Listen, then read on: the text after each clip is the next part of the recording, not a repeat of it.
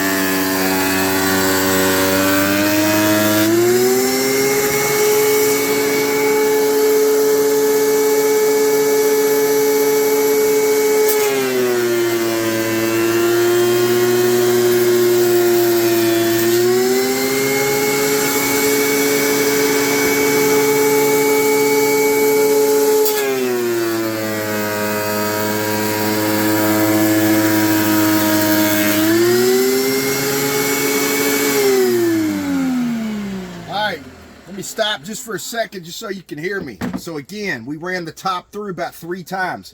Look at that pretty wood already.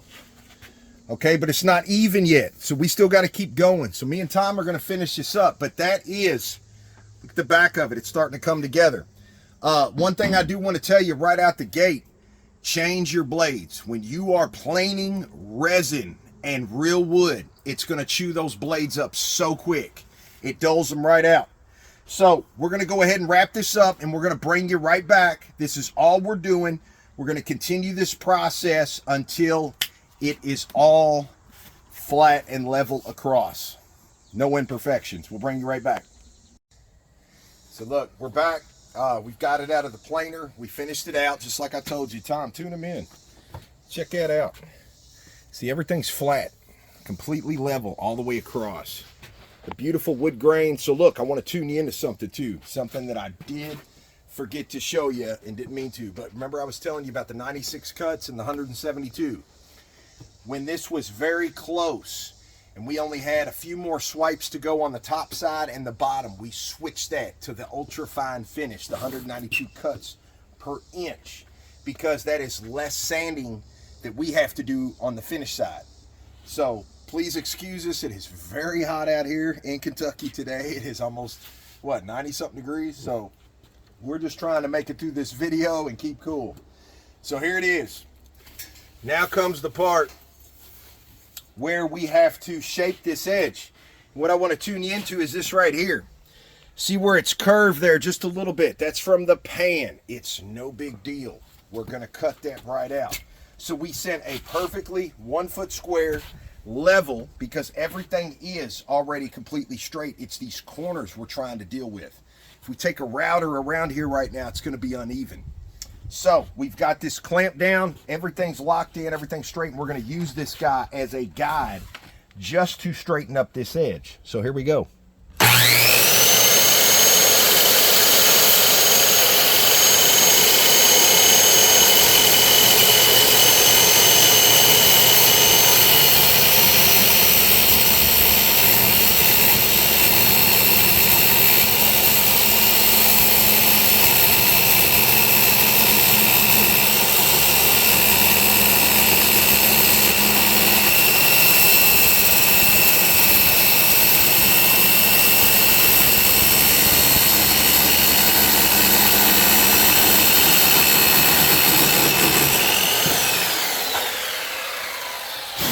Just like that.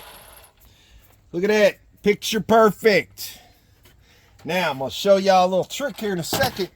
If you remember back when I originally told you in the beginning stages of actually making this, it was the part, I think it was, I don't even remember which episode, but it was where we were putting the mold, the wood, down inside the baking pan. I tuned you in. Placement with that wood is crucial on the finish.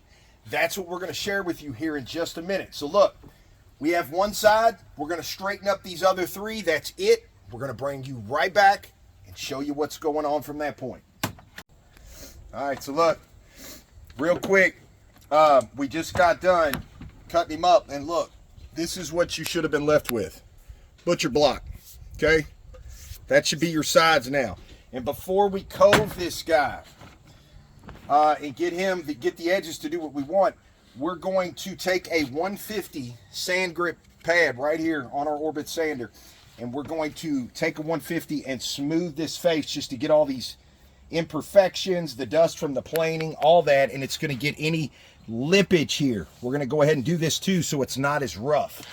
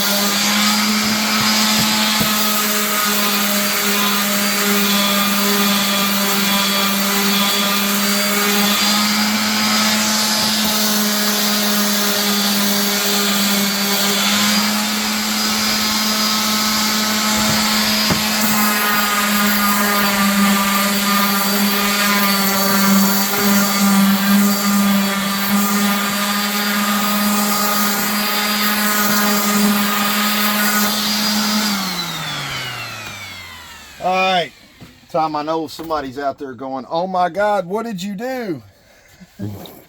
So, now that we've got all that, look, check it out. See the misses here on the edge?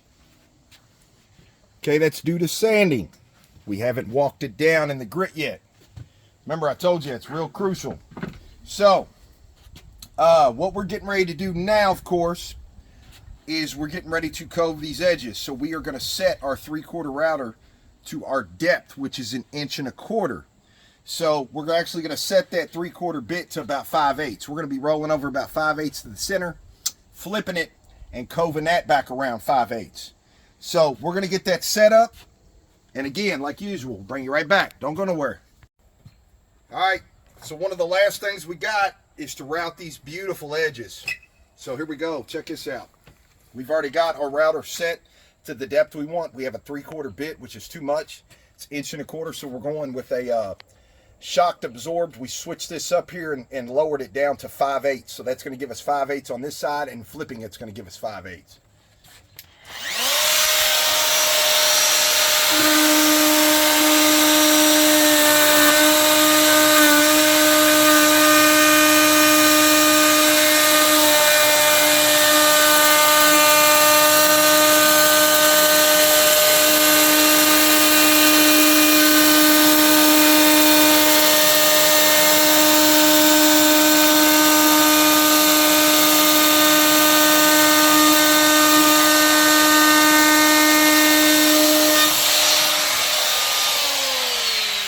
Tom, they thought they weren't going to get messy. So look, there's that beautiful side. Already curved over. All right, so look. Here's the reality. It's hot. It's messy. It's nasty. But we're still here doing it so that you can learn how. All good. So look, we're going to speed up the process.